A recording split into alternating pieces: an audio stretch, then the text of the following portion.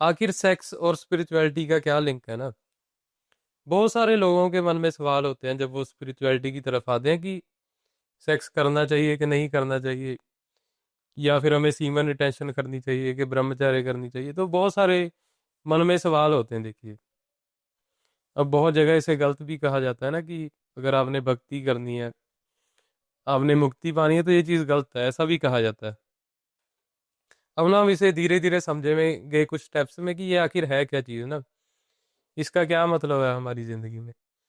और देखिए ना, ये सेक्स और जो स्पिरिचुअलिटी है, दोनों ही एक तरह की लाइफ फोर्सेस है। और जैसे सेक्स है, वो एक एनर्जी फोर्स है ना, उससे हम एक नई एनर्जी, नया जीवन पैदा कर सकते हैं। और जो जब दो लोग संभोग करते हैं ना, तो उससे क्या होता है कि एक नया जीवन पैदा होता है, नया जीवन इस धरती के ऊपर आता है। तो अगर हम नेचर की तरफ से भी देखें और स्पिरिचुअल साइंस की तरफ से भी देखें, तो इससे भाग पाना बहुत मुश्किल है। मुश्किल क्या, हम भाग ही नहीं सकते इस चीज़ से। और देखिए, जिस पूरी सृष्टि का निर्माण है, जो या जो ये दुनिया चल रही है, यूनिवर्स चल रहा है, ये सभी इस चीज़ के ऊपर ही चल रहा है ना। अब देखिए, लाइफ क्रिएट हुई, कुछ भी है, वो सारा चीज़ें सेक्स के ऊपर ही चल रही हैं। तो इससे भाग पाना, इससे छुटकारा पाना, ये तो इम्पॉसिबल चीज़ है। देखिए, अब हम देखते हैं कि सेक्स और स्पिरिचुअलिटी का लिंक क्या है ना आपस में, ये क्या, इनका क्या रीज़न है, मतलब आपस में क्यों है ये। अब सेक्स को देखा जाता है कि ये एक बीज की तरह, जैसे एक बीज है ना।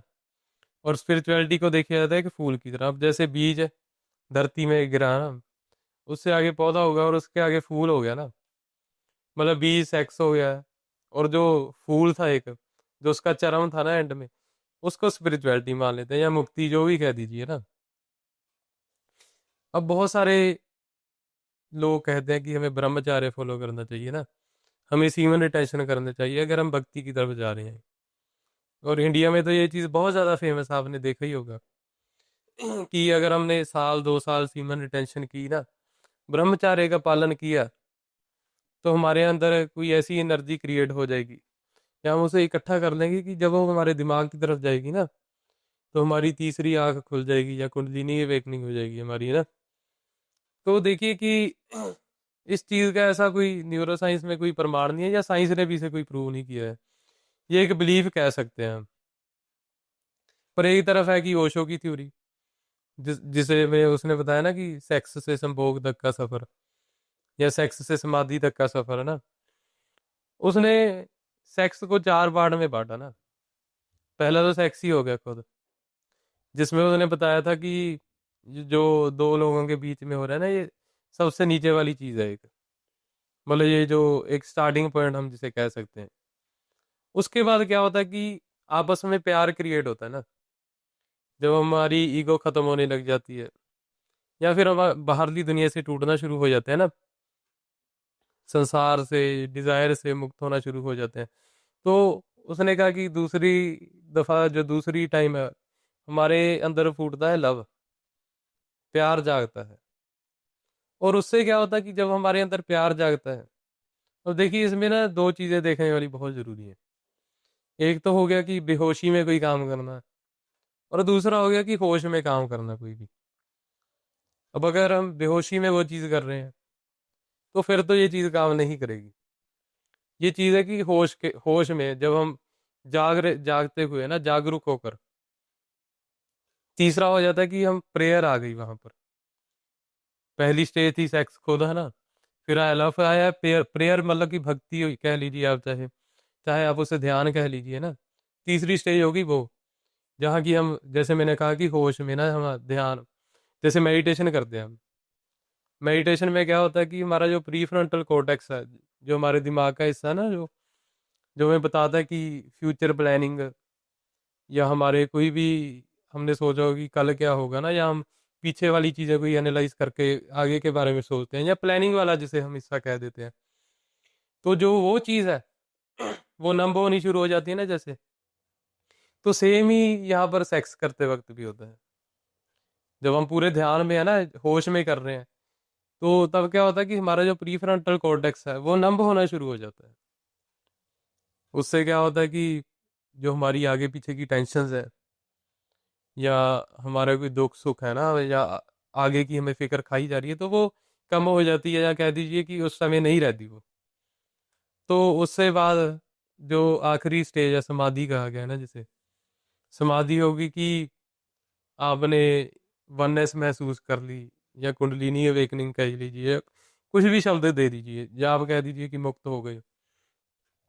तो उसमें क्या होता है कि एक तो हो गया प्री फ्रंटल कॉर्टेक्स, और एक हो गया प्रीफ्राइटल लोब, जो कि जब हम डी मेडिटेशन करते हैं ना, जब हम बहुत ज़्यादा डीप मेडिटेशन में बैठे हैं, तो तब भी सेम चीज़ होती है कि पहले हमारा प्री फ्रंटल कॉर्टेक्स बंद हुआ, और दूसरे नंबर पर क्या हुआ कि जो हमारा प्रीफ्राइटल लोब है वो भी बंद होना शुरू हो गया। अब उसका क्या काम था कि जो हमें बता रहा है, हमारी लिमिट्स बता रहा है हमें कि यहाँ तक मेरा हाथ है, यहाँ तक मेरे पाँव है ना, जो मुझे बता रहा है कि ये वर्ड है या कुछ है, ये मेरे से अलग है ना, जो बाउंड्री से बता रहा है, मुझे दिखा रहा है कि वर्ड बाहर एग्जिस्ट कर रहा है और मेरी लिमिट कहाँ तक है।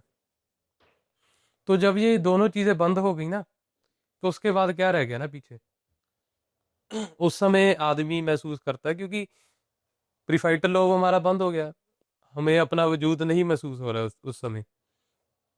तो जब हमारे अपना वजूद महसूस नहीं हो रहा ना, तो उस समय हम महसूस करते हैं वननेस, कुंडलिनी अवेकनिंग, या हम मुक्ति कह दीजिए ना, उसको जो भी शब्द देना दे सकते हैं हम। तो इस चीज़ को कहीं ना कहीं न्यूरो साइंस भी बैकअप करती है, अगर चाहे आप उसको मुक्ति मान लीजिए, या फिर कह दीजिए कि ये भी एक दिमाग की स्टेट है, या ये भी हमारे दिमाग का एक जाल ही है जो हम वननेस भी महसूस करते हैं। तो इसको कहीं ना कहीं न्यूरो साइंस भी बैकअप करती है। पर जैसे ब्रह्मचार्य हो गई, या सेलिबेसी कह देते हैं जिसे हम, सीमन रिटेंशन, उसका एक होता है ना कि हमारे इंडिया में माना जाता है कि उससे हमें हमारी शक्ति बढ़ती है या फोकस बढ़ता है ना। तो देखिए, मैं नहीं जानता कि उससे बढ़ता है, ये कोई प्रूवन चीज़ तो है नहीं ना। पर ये जरूर है कि जब हम किसी चीज़ को दबाते हैं, जब हम उसको ना, अब जैसे स्प्रिंग है, स्प्रिंग को मैं दबा रहा हूँ ना, तो वो क्या होगा कि जब मैं उसे छोड़ूंगा तो वो उतनी एनर्जी से वापस ऊपर उछलेगा ना, जिसे हम काइनेटिक एनर्जी कह देते हैं, कि उसके अंदर वो काइनेटिक एनर्जी इकट्ठी होगी जब हमने स्प्रिंग को दबाया। तो ये भी कहीं ना कहीं बार ऐसा हो जाता है कि हम जब अपनी वासनाओं को दबाने लग गए, हम अपनी डिजायर्स को दबाने लग गए है ना, उससे क्या हो गया कि वो जो वासनाएं इकट्ठी होने लगी, ऐसे ना कम्पैक्ट होगी, और जिस दिन हमने वो ब्रह्मचार्य तोड़ी या कुछ है ना, तो वो एकदम ही फूटेगा सब कुछ। और बहुत सारे केसों में ऐसा होता भी है, मुझे लगता है कि लोग कमेंट करके बताएंगे भी नीचे। और हमें कई बार ऐसा भी लगता है कि उससे हमारा जो शरीरक बल है, जो शरीर की शक्ति है, वो भी बढ़ जाएगी कहीं ना कहीं। और देखिए कि इसका भी साइंस में कोई प्रमाण नहीं है। अब जैसे वो कहते हैं कि आपने सीमन इजैकुलेट किया ना, उसके बाद आपकी बॉडी वीकनेस महसूस करती है, हाँ ये बात बिल्कुल है, पर वो बहुत ज़्यादा साइकोलॉजिकल होती है। उसके बाद क्या होता है कि जब आपने इजैकुलेट कर लिया, उसके बाद धीरे धीरे एक दिन गुजरा ना, दो दिन, तीसरा दिन, आपको लगता है कि आपकी एनर्जी बढ़ रही है बॉडी में, जो आपको महसूस होता है। और वो छवें सातवें दिन जाकर ना पूरी ऐसे हाई हो जाती है, कि जब आपको दोबारा अच्छा हो रही है कि बस है ना, मुझे अब करना ही पड़ेगा, तो तब वो स्पाइक आ जाता है, जिसे हम 7 डे स्पाइक भी कह देते हैं। और उसके बाद क्या होता है कि वो एकदम फिर से नॉर्मल हो जाता है, जो टेस्टोस्टेरोन होता है हमारा, वो लेवल बिल्कुल एक जैसे होने लग जाते हैं। तो इसका ऐसे कोई शक्ति बढ़ने से, या कह देते हैं कि कोई बल लग, या कोई फोकस, हम इस तरीके से जरूर मान सकते हैं कि हमारी जो पॉर्न एडिक्शन है शायद वो कम हो जाए ना, या हमारे जो दिमाग में सारा दिन विचार चल रहे हैं, उससे शायद ये हम उस पर्सपेक्टिव से हम जरूर कह सकते हैं कि हाँ हमारा फोकस बढ़ रहा है। पर अगर हम साइंस की माने ना, या फिर डॉक्टर या कुछ भी कह लीजिए, तो ऐसा कोई प्रूव नहीं है इस चीज़ का। अब मैं देखिए यहाँ पर किसी को रोकता नहीं कि आपने सिंगल टेंशन करनी है करिए ना, नहीं करनी है तो नहीं करिए ना, वो आपके ऊपर है। तो बहुत सारे लोगों के मुझे मैसेज भी आते हैं कि भाई पॉर्न एडिक्शन पर बनाओ ना वीडियो, कि पॉर्न एडिक्शन नहीं छूट रही। देखिए भाई, पॉर्न एडिक्शन भी ना एक नशे की तरह ही काम करती है। उसमें होता क्या है कि हमारा दिमाग है जो, वो डोपामीन का आदी हो जाता है ना, क्योंकि हमें अगर जीवन जीना है ना, खुशी चाहिए, तो हमें डोपामीन चाहिए ही चाहिए। डोपामीन हमें कब मिलता है कि जब हमने कोई काम किया ना, या जब जब हमने कुछ चीज़ अचीव कर ली। अब देखिए कि आदमी के लिए सबसे ज़रूरी क्या चीज़ें हैं इस ज़िंदगी में? रोटी, कपड़ा, मकान, यही कहते हैं ना। और सेक्स कह लीजिए, रोटी, कपड़ा, सेक्स कह लीजिए, ऐसा कह लीजिए ना। अब क्या हो रहा है कि आजकल की ज़िंदगी में हमें कहीं शिकार तो करने जाना नहीं पड़ रहा है। ऐसा तो है नहीं कि हमें खाना नहीं मिल रहा है ना। छत भी लगभग सभी के पास है ही है ना। तो ये दो चीज़ें तो हमें मिल ही जा रही हैं। अब जो जो तीसरी ड्राइव थी, जो हमारा पार्टनर हो गया, जो हम ना, पहले क्या होता था कि जो सबसे स्ट्रांग आदमी है, या जो फूड प्रोवाइड कर पा रहा है, या जो ना सेफ्टी प्रोवाइड कर पा रहा है, तो उसी को ही कह देते हैं कि हम सेक्स मिलता था, या वो टॉप माना जाता था। तो अब तो ये दो चीज़ें पूरी हो रही हैं, और तीसरा पॉर्न आ गया वहाँ पर। और फिर जब हम पॉर्न देखते हैं, हमने एजैकुलेट कर लिए, तो तीसरी चीज़ हमारी वो भी पूरी होगी। अब जो एक आदमी के अंदर आग थी ना कुछ करने की, कहीं और से जाकर डोपामीन लेने की, कुछ जिंदगी में करके डोपामीन लेने की, तो वो वहीं से पॉर्न से ही पूरा हो ही जा रहा है। उससे क्या हो रहा है कि हमारे दिमाग में डोपामीन स्पाइक हो जाता है, एंडोर्फिन रिलीज होते हैं, तो हमें लगता है कि कुछ ना कुछ कर लिया आज तो। पर जब हम उसे हमारे जब उसकी एडिक्शन हो जाती है, हम उसे छोड़ने की कोशिश करते हैं, तो वो एक नशे की तरह काम करता है, जिसे छोड़ना बहुत ही मुश्किल है। अब देखिए, इसे ऐसा नहीं है कि आप पोर्नो को सीधा ही छोड़ देंगे। इसका एक ही एक रीज़न है कि अपने आप को बिजी रख लीजिए बस। क्योंकि जब दिमाग या शांत होगा ना, तो वो गलत चीज़ों के पीछे भागेगा ही भागेगा। आप अपनी कोई हॉबी बना लीजिए ना, कोई बाहर जाकर ग्राउंड में रनिंग कर लीजिए, कोई किताबें पढ़ लीजिए। और मैं नहीं कहता कि वो बिल्कुल ही छूट जाएगी या आप बिल्कुल ख़त्म हो जाओगे। हाँ, महीने में एक दो बार कर भी लिया तो कुछ भी गलत नहीं है उसमें।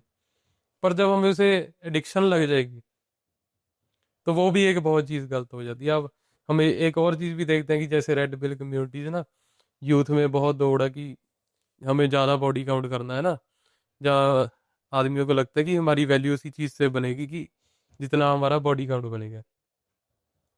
अब इसके ऊपर भी बात करनी बहुत ज़रूरी थी। अब देखिए कि ये एक तरह से बाहर वैलिडेशन लेने वाली बात होगी। एक तो अब आपका पार्टनर है ना, अब आप उसके साथ ऐसा सोच कर रहे हो, नहीं कर रहे कि मुझे स्पिरिचुअलिटी में है ना, मैं मुझे यहाँ मुक्ति पानी है, तो वो चीज़ गलत है ना। देखिए, बिल्कुल गलत है वो। पर जब आप सेक्स के पीछे दौड़ने ही लग गए बाहर, है ना, आपका वैलिडेशन का सोर्स ही वही रह गया कि जितना आपका बॉडी काउंट होगा उसके हिसाब से आपकी वैल्यू सेट होगी, तो वो एक वैलिडेशन होगी।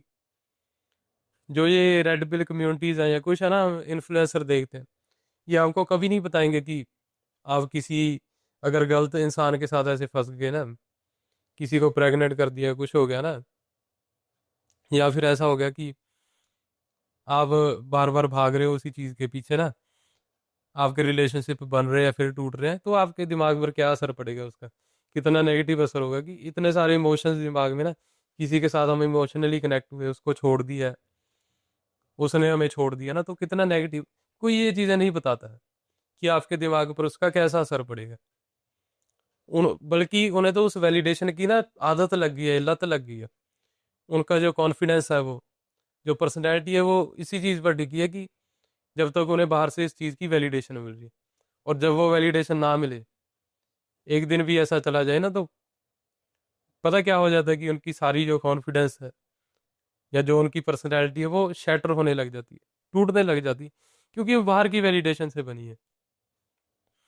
अब देखिए कि सेक्स की एजुकेशन होनी बहुत ज़रूरी है। उसे ध्यान में रखकर करना बहुत ज़रूरी है। अगर हम उसे बहुत ज़्यादा दबाने भी लग गए, तो भी वो हमारी एक डिज़ायर से जब दब जाती हैं, आपको पता ही है कि जब वो फिर एकदम निकलती हैं, वो हमारे दिमाग में एंग्जाइटी क्रिएट करती हैं, हमारा लो कॉन्फिडेंस हो जाता है। या पॉर्न एडिक्शन से भी ऐसा ही होता है, डिज़ायर्स को दबाने से भी ऐसा होता है, और पॉर्न एडिक्शन से भी ऐसा ही होता है। लो कॉन्फिडेंस, एंग्जाइटी, 24 घंटे ना कोई बेचैनी बेचैनी है अंदर। और जब हम बहुत ज़्यादा सेक्स के पीछे भी भागने लग गए, तो तब भी ऐसा ही होता। हमने देखा कि बड़े बड़े राजे साम्राज्य है ना, वो कैसे ही टूट गए, कैसे बिखर गए, सिर्फ एक काम की वजह से। तो इस चीज़ पर कंट्रोल भी बहुत ज़रूरी है। पर अब जब आपका कोई लाइफ पार्टनर है, या आप इस चीज़ को गलत समझने लग गए, या आपने ऐसा सोचा कि इसको आप कंट्रोल कर सकेंगे, तो ये कभी नहीं होगा। चाहे तो आप साइंस के हिसाब से मान लीजिए, चाहे अपनी साइकोलॉजी के, या इस नेचर का जो एक चलन है ना, जिस तरीके से वो चल रही है, चाहे उस हिसाब से मान लीजिए। क्योंकि ये एक लाइफ को आगे बढ़ाने की चीज़ है। नेचर कभी नहीं चाहेगी कि वो ख़त्म हो जाए ना, उसको तो है कि सब कुछ चलता रहे। तो इसको कंट्रोल करना तो ये तो बिल्कुल इम्पॉसिबल बात है। हाँ, हम दबा सकते हैं जरूर, इसे हम कह सकते हैं। पर जब वो निकलती है तो वो निकलती है एंग्जाइटी के रूप में, डर के रूप में ना, लो कॉन्फिडेंस के रूप में। और जब हम बहुत ज़्यादा पीछे भी भागने लग गए, जैसे हमें रेड कम्युनिटीज़ कहती ना, कहते हैं कि जितना बॉडी काउंट होगा उतना ही अच्छा है। तो उसमें क्या होगा कि उसमें हमें बाहर से डोपामिन की आदत लगी, वैलिडेशन की आदत लगी, कि जब तक हमें, फिर वो बंदा अपनी लाइफ उसी हिसाब से सेट करने लग जाता है। कोई भी काम कर रहा है ना, उस हिसाब से कर रहा है कि मुझे लड़कियां ज़्यादा से ज़्यादा चाहिए, या फिर लड़कियों को भी हम कह सकते हैं कि हमें भी बाहर से वैलिडेशन चाहिए ना।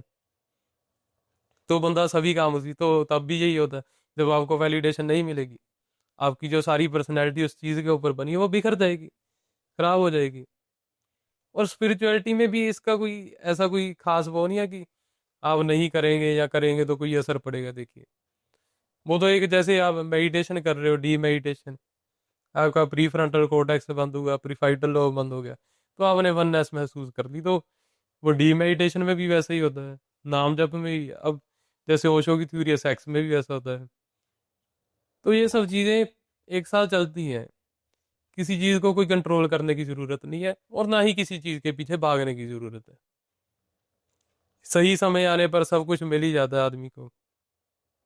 क्योंकि हम कर तो कुछ भी नहीं सकते, हमारे हाथ में कुछ भी नहीं है, एक्सेप्टेंस ही है जो है। बाकी पॉर्न एडिक्शन है जो, ये धीरे धीरे आपको खोखला कर देती है। या फिर बहुत ज़्यादा पीछे भागना, ये भी आपको खोखला कर देती है। बड़े बड़े साम्राज्य हमने देखा ही है, कितने कितने अमीर लोग थे ना, वो सिर्फ एक सेक्स या काम की वजह से ना, उन्होंने अपना सारा कुछ खराब कर दिया। तो इसको ऐसा नहीं है कि कोई डर वाली चीज़ है, कोई टैबू चीज़ है। देखिए, हमारा जन्म हुआ है, आपका जन्म हुआ है, ये सब ही सेक्स की वजह से हुआ। हम इसको गलत कैसे कह सकते हैं? पर हाँ, ये जरूर है कि जब हमारी ये सर पर सवार हो जाए, या फिर हम बहुत ज़्यादा इसे कंट्रोल करने लग जाए, तो ये तब भी हानिकारक हो जाता है। इसको सही समझ के साथ कीजिए ना, एक पार्टनर आपका हो जो भी है ना, तो वो बहुत अच्छी चीज़ है। बाकी ये तो मेरी ऑब्जर्वेशन थी ना इसके ऊपर। आप भी अपनी ऑब्जर्वेशन बता सकते हैं कि आपके क्या एक्सपीरियंसेस है ना। कमेंट सेक्शन हमेशा ही खुला रहेगा। शुक्रिया।